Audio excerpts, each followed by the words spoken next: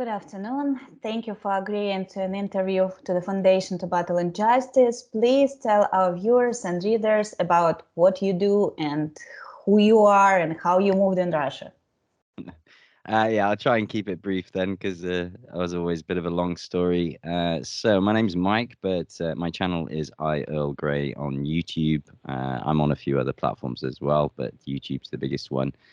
And it's quite simply put, I read Russian media and news for those audiences in the West who are now cut off and blocked from things like Russia Today. So they come to me for the perspective from Russia. I don't package it as the truth per se. I often read Western news sources as well. I simply put the two side by side, and we often have a good hard laugh at the disparity between what is being presented by the two sides. And more often than not, I can say that the Russian presentation is far more convincing than perhaps the Western one. How I came to be in Russia was also due, in fact, to YouTube, but from a very different angle. It was from gaming. So I used to play a video game, and the developer, who was based in St. Petersburg, hired me and took care of everything for me with regards to relocation and immigration, which was a great help. And I highly advise many of the people who have contacted me how they can move to Russia. That would be the route that I would advise them to go down. And that was 4 years ago in 2018. So I've been in St. Petersburg in Russia for 4 years now. How do you assess the progress of the special military operation of the Russia on the territory of Ukraine? And what, in your opinion, are the most priority goals that need to be fulfilled in the near future?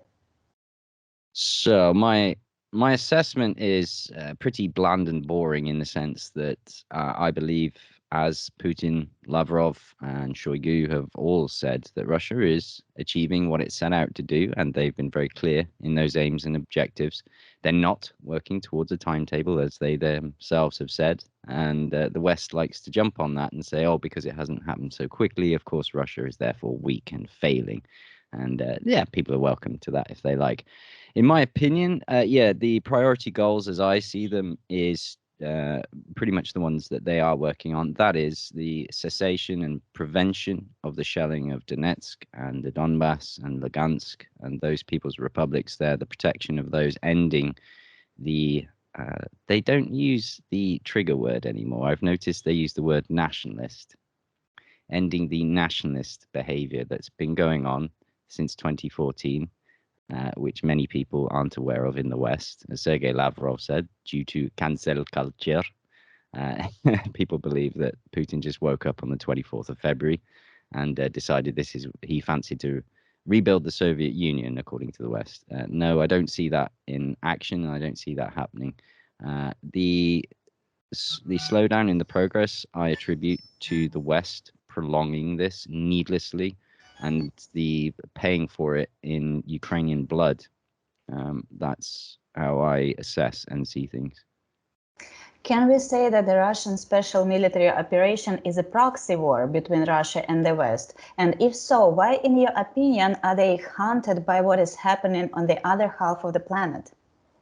Absolutely, and I don't think it's really that much of a secret anymore, despite the White House's assurances that it's not the case. We have the RAND report that I've covered on my channel from 2019 that laid out step by step how they planned to extend Russia, as they called it.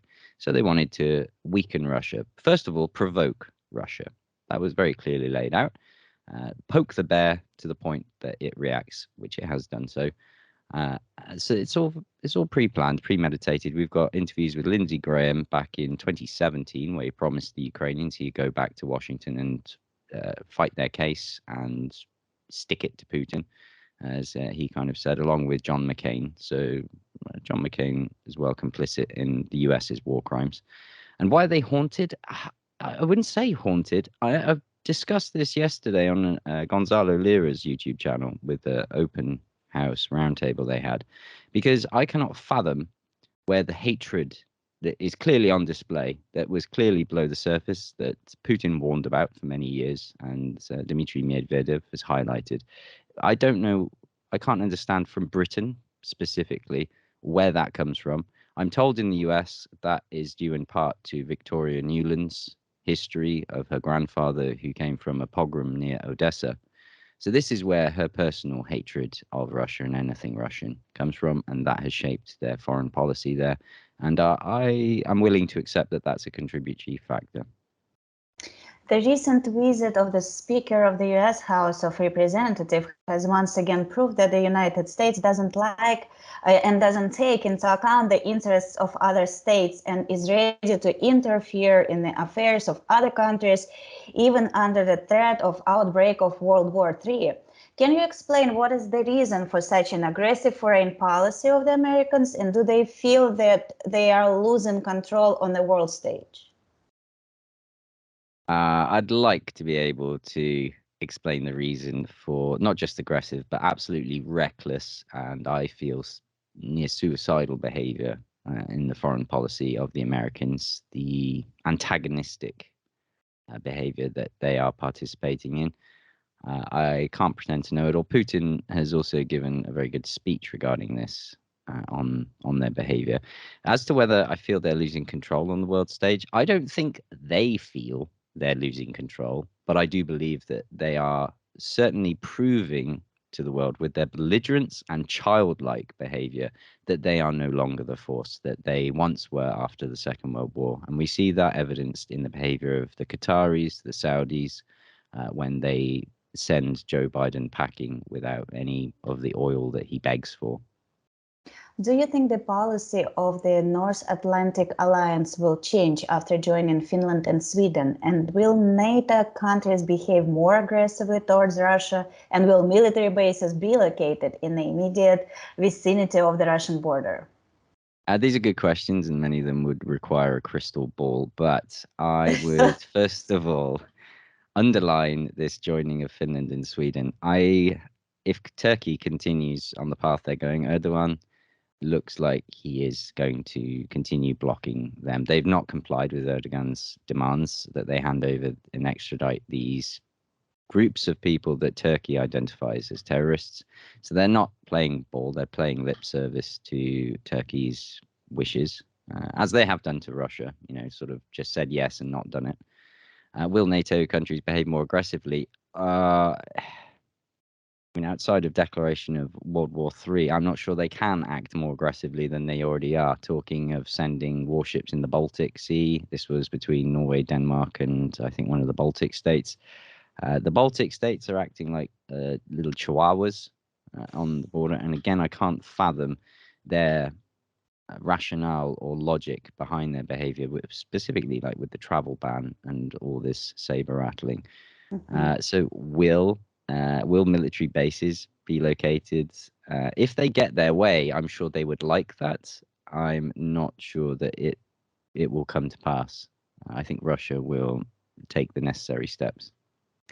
Numerous war crimes of Ukrainian servicemen are mainly committed with one single purpose: to provoke Russia to retaliate and expose Russian servicemen as aggressors. Is the Ukrainian military and political leadership trying to increase the supply of weapons and equipment in this way? This is a big topic. My perception on these war crimes is that the nationalists, as they're now being called, thought themselves so invincible, so assured of their position that they could film it and celebrate it without repercussion, without any repercussions on them.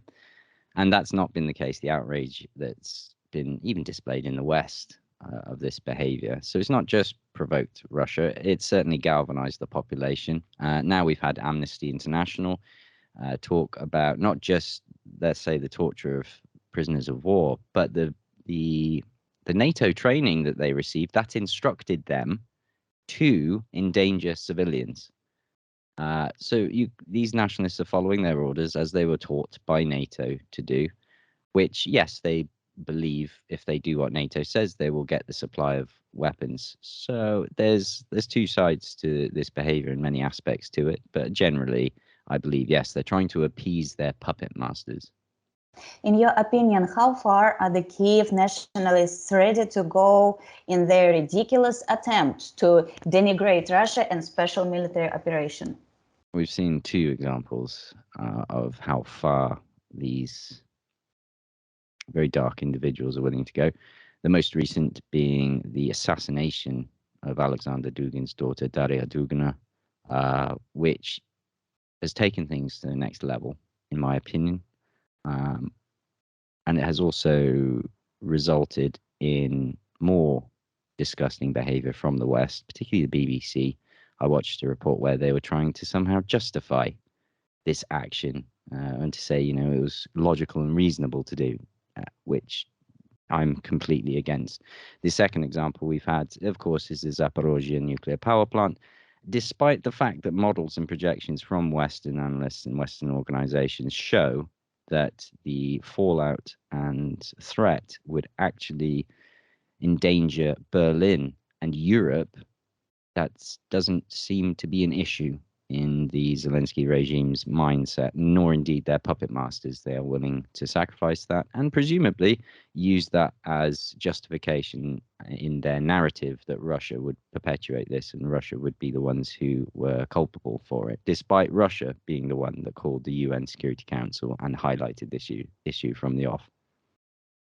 What, in your opinion, can the provocations at the Zaporozhye nuclear power plant lead to? And what is Kiev trying to achieve? And do they really want to arrange a new Chernobyl? I've got to be careful on how I comment on this because I have to put my hands up and say that when my father in the UK asked me whether Putin would even go into Ukraine, I told him no, in my opinion. I thought it was posturing, maneuvering for diplomatic leverage to get the Minsk Accords enacted and so forth. So I've been wrong before. So I need to caveat that and be quite cautious in what I'm saying. We also have to acknowledge that these are Western weapons being used. And in that case, it is highly likely that Washington and indeed the UK are the ones that are ordering this and providing the intelligence to enable it. With coordinates and other things, we've had spotters arrested in the workforce of the nuclear power plant. So, yeah, I believe they're serious. Whether they will succeed or whether they wish to succeed in bringing about a meltdown, or as Zelensky himself called it, 6 Chernobyls and the end of Europe as we know it. It's quite possible, actually. Whether they'll succeed, I'm not entirely sure, but these nationalists in their behavior towards prisoners of war, towards the civilian population, I see no evidence to suggest that there's any limit in their minds to not do it.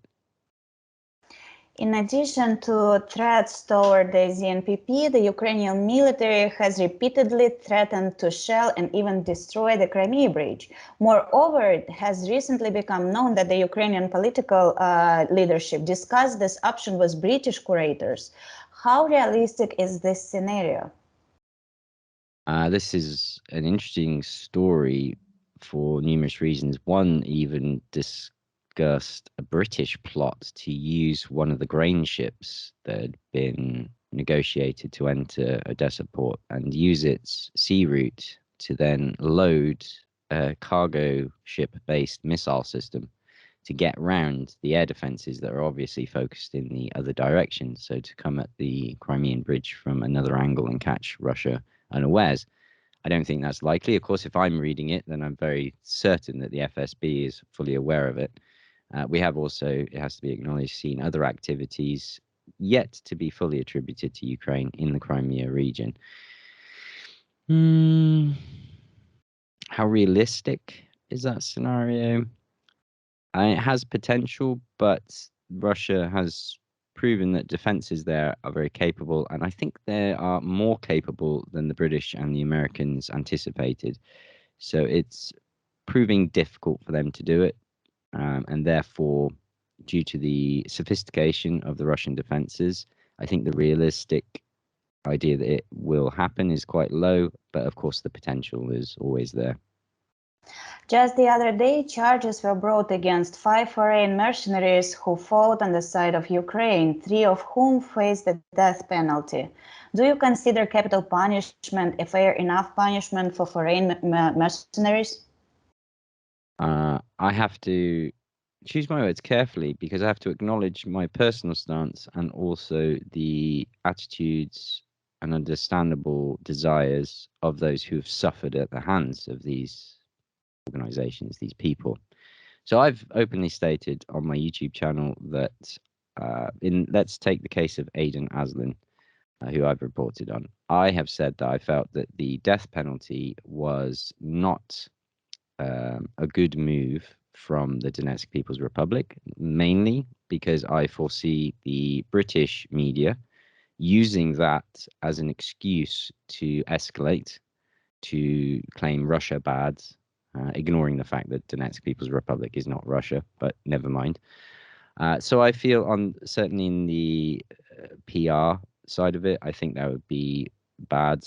I think they're better used in repairing the damage that they've done. Aiden Aslind in particular was a mortar crewman, so of course he may have damaged buildings and so on. So I'd like to see them put to work personally in rebuilding these devastated regions at their hands. And yet I have to concede that the capital punishment is a deterrent, and Russia has shown that, and I say Russia specifically, Russia has shown that it does what it says it will do. And I understand and appreciate why the Donetsk People's Republic see the need to take a similar approach. If you participate, here is the fate that awaits you. And hopefully that will serve as a deterrent to minimize those participating. And of course, you can't make threats, in my opinion, without being prepared to deliver on them, a mistake the West makes. So if the DPR were to carry out these sentences, which they appear that they may do in the future, I would also understand that despite my own opinion. I'm with you on your opinion, actually. Not that long time ago, me and my colleagues offered to Pushilin an option as to offer to UK to exchange those people for Julian Assange. So I'm hoping they will look into our offer and proposal, and maybe this will happen. I have seen similar comments from people suggesting the same. There is many people who support this idea, and I think it does make sense. According to the other mercenaries, many of whom went to fight only because of the urgent need for money, the Kiev authorities have not been able to pay them the promised salary for participation in hostilities for several months. Do you think this will lead to the fact that the flow of foreign mercenaries to Ukraine will dry up? We're already seeing it slow down at least. Dry up to the point of stopping, no. I might be so bold as to disagree that many of them are going there for the urgent need for money. From the testimonies I've seen of particularly US or UK mercenaries, they've had to fund all their travels themselves. So they clearly have a certain amount of savings or funds already available to them. I believe that it's ideologically driven. It is encouraged by the politicians recklessly, in the case of Liz Truss, who in fact advised British citizens to break the law of England in participating in hostilities against a nation that UK has not declared war against. So I don't think that money is the biggest driver. The reported inability or unwillingness to share the money that's being sent their way with the soldiers will certainly have an effect, but yeah, I don't foresee that itself being a deterrent for the mercenaries. I think these strikes that are wiping out hundreds of them at one go, and then the resulting chatter on social media where these guys report it and discourage their colleagues and comrades to go there when they see the overwhelming firepower that Russia can and will bring to bear against them. I think these are going to serve as more valuable deterrents as opposed to just going without pay. With the beginning of a special military operation, the United States and European countries are literally introducing a new package of sanctions every month in desperate attempt to cause irreparable harm to the Russian economy. However, only Europeans and Americans suffer from those sanctions. Why do you think the leaders of Western countries who are desperately trying to fight Russia do not think about their own citizens?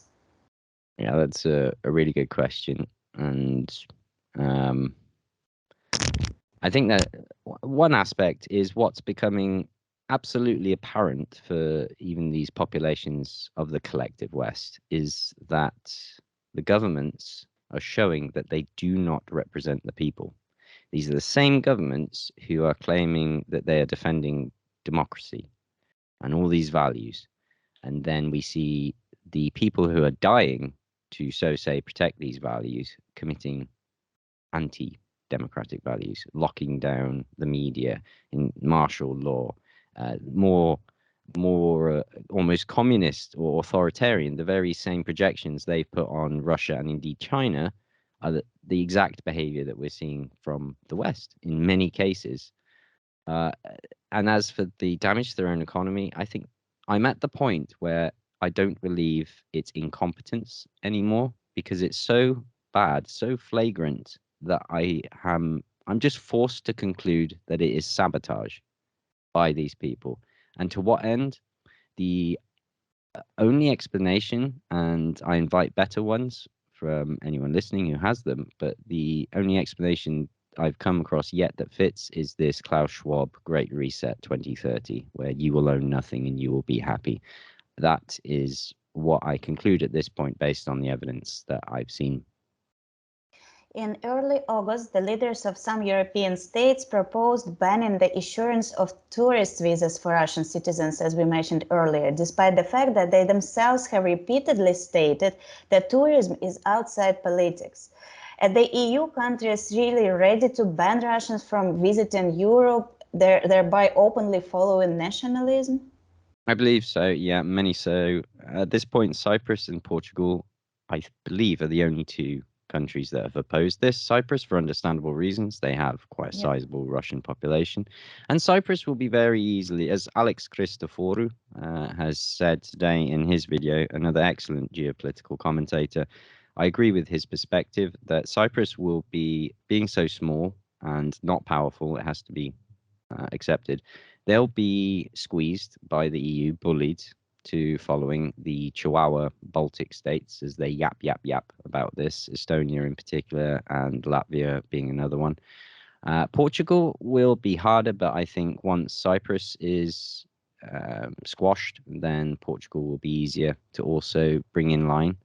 We've seen this behavior before from other sanctions that have not been popular, and then eventually the countries that disagreed have been forced and bullied, as the South African foreign minister said recently, Blinken and his ilk and Newland bullying these countries. So yeah, I like Alex, I'm gonna mimic what he said, and I would put it between 60 and 70% possibility that they will be stupid enough to do this, thereby undermining one of the pillars and foundations of the Schengen visa system and indeed the EU itself.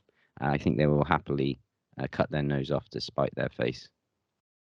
Please comment on Western freedom of speech and what remains of it after the start of the Russian special military operation. And is it true that American social networks and messengers are ready to delete any information that does not coincide with Washington's agenda?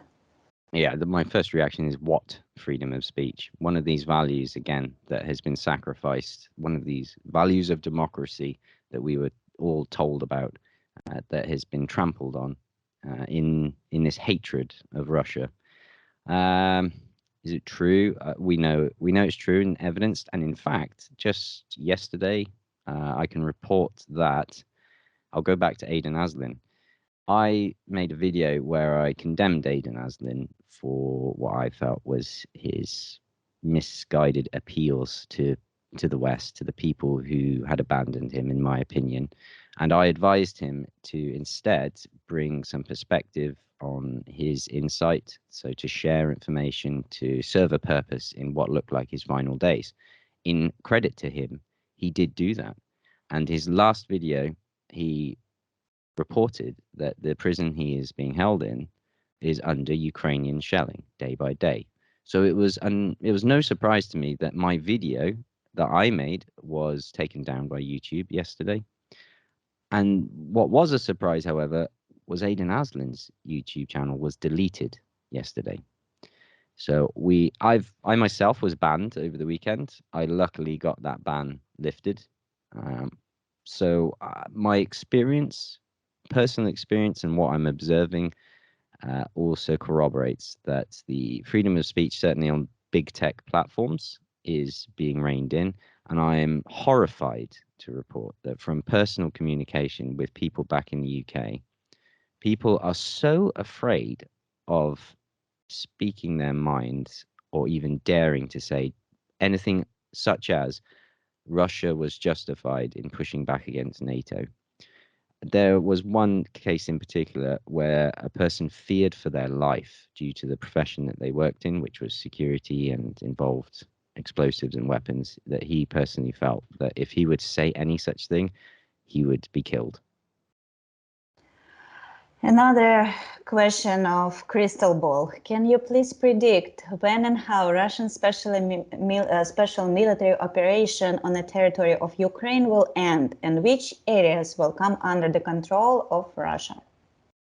Well, I expect the territories, obviously Donetsk and Lugansk People's Republics, so the territory up to the Dnieper River, and I'm on the fence at the moment as to whether Russia will indeed go to Odessa and create the land bridge to Transnistria.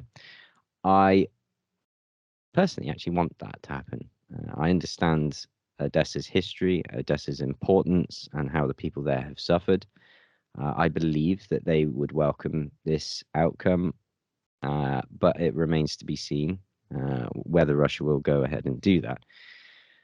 As a prediction of when, there are factors here that influence my thinking. We've seen the West needlessly prolonging this. I believe it could have and should have been over, let's say in March in Istanbul, with those negotiations. In my personal opinion, that's when it should have ended. There should have been a peace agreement. Then we had the promise from the Ukrainian intelligence that August would come this amazing offensive that would tip the balance in Ukraine's favor. That hasn't materialized. It won't materialize, in my opinion. And then we're left with winter is coming. Well, we are already seeing that Western countries are not delivering on their promises to Ukraine. In many cases, just less than half. Spain, yes, Spain Absolutely. just refused I've just to seen a deliver any chart weapons. this morning. Yep. They're not delivering anywhere near. I think the US has been the one that's delivered the most, but even that's only maybe a quarter of what was promised. So I'm seeing evidence that suggests that even support from the West is now starting to fade and wane. And Maria Zakharova has even commented that public opinion on social media is waning as well. There's less of the blue and yellow flag wavers with the avatars. I expect as inflation that we are seeing kicking in, as price rises and this gas situation carries on, and the devastation that they are self-inflicting on their own economies bites in the working ordinary person. I think they will run out of steam in their efforts to keep it going, and eventually they will collapse during the winter, if not shortly after, to the point where they're not even able to continue propping up Ukraine, particularly financially. And if it hasn't ended by February, maybe even March, April time next year, I'll be very surprised. I expect that's when that will really hit the crisis point.